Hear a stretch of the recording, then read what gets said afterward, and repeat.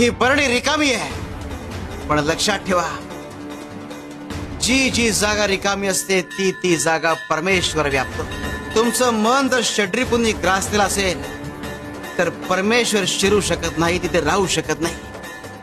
त्याकरता तुम्हाला तुमचं मन षड्रिपू विरहित करावं लागेल, रिकामं करावं लागेल परमेश्वराला सामावून घेण्यासाठी. अन्यथा षड्रिपूंनी ग्रासलेल्या मनाला आणि मनुष्याला केवळ तडाखाच मिळतो. अनंत कोटी ब्रह्मांड नायक राजाधिराज योगीराज परब्रह्म सच्चिदानंद अक्कलकोट निवासी सद्गुरु श्री स्वामी समर्थ महाराज की जय.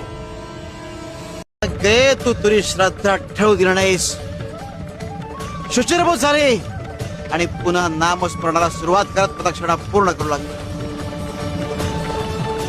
आणि म्हणून तुझी मदत करण्याकरता आम्हाला त्या रूपात यावं लागलं. स्वामी, मला हे व्रत करण्याची बुद्धी तुम्हीच दिली. स्वामी, धन्य झाले मी. पण काही लोक मोहाला बळी पडतात, देवाचं नाव सोडतात, सत्संग सोडतात, स्व इच्छेला देवाच्या इच्छेपेक्षा मोठं समजतात.